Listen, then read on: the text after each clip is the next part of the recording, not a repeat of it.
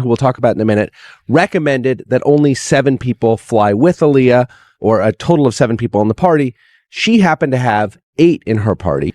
And there was also some heavy equipment and luggage on board. Aaliyah was a nervous flyer, and she was immediately sort of put off by this.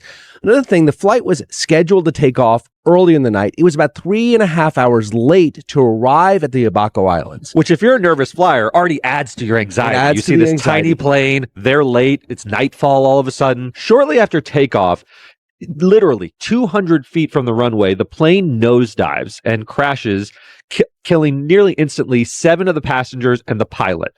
The only survivor in the immediate aftermath of the crash was a man named Scott Gallen. Scott Gallen was Aaliyah's security guard. It's been over 2 decades. But the world still can't shake the feeling Aaliyah's demise wasn't just some tragic accident. Because recently, shocking new details have started to resurface. The FBI is reportedly reopening parts of Aaliyah's case. And the names being brought up are not who anyone expected.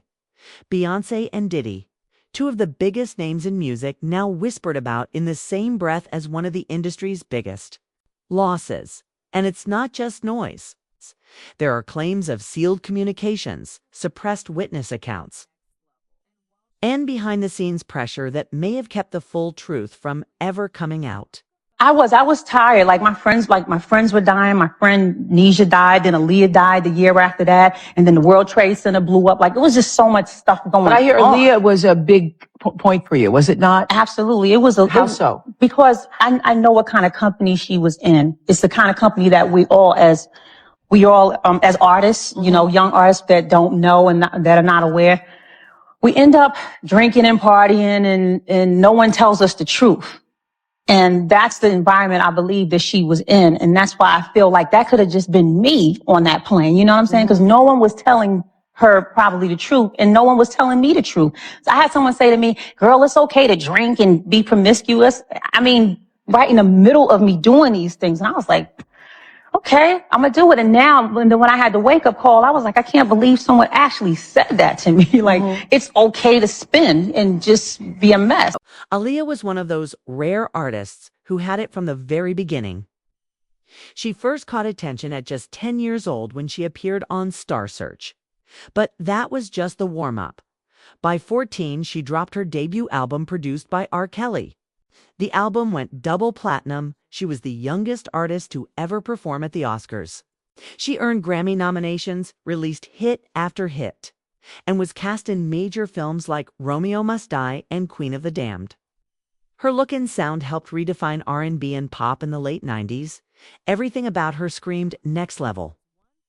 And while she was becoming a global star behind the scenes, she had a solid relationship with Rockefeller co-founder Damon Dash. Their relationship was both romantic and professional. Dame has said many times that Aaliyah changed how he saw the world. She brought balance into his life. But there was one thing about her that stuck out. She had a deep fear of small planes. According to people close to her, Aaliyah didn't like flying in small aircraft, and she had every reason to feel that way. Unfortunately, that fear came true on August 25, 2001. She was returning from the Bahamas after shooting the Rock the Boat music video. That's when she boarded a small Cessna for it to be, a decision that turned out to be fatal. The plane was overloaded. It was carrying more weight than it was designed to handle, including equipment and luggage. That's red flag number 1. Red flag number 2, the pilot Luis Morales III wasn't even licensed to fly that aircraft. And it gets worse.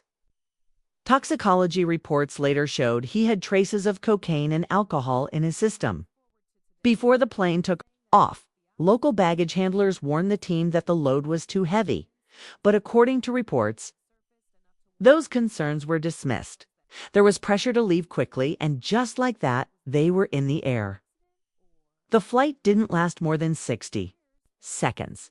The plane crashed shortly after takeoff, killing all 9 people on board. And just like that, Aaliyah's light was gone. Now, fast forward to today. Rumors are saying that the FBI is taking another look at the case. Apparently, new evidence or insider testimonies may have surfaced. enough to warrant digging into sealed files that haven't been touched in years. And people are asking, was this really just an or? Is there more to it?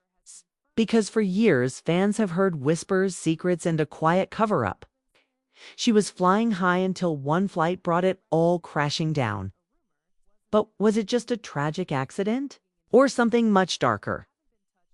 And part of that darkness starts with a strange rumor that's never fully gone away. Some say Aaliyah wasn't supposed to be on that plane at all. The story goes that she got a call, an emergency involving Dame Dash. Bay made her leave the Bahamas earlier than planned. But here's the problem. No one close to her has confirmed that call actually happened. Not her choreographer, Fatima Robinson. Not Dame Dash. No official record. It's just a rumor, so if there wasn't an emergency, why this sudden ruse?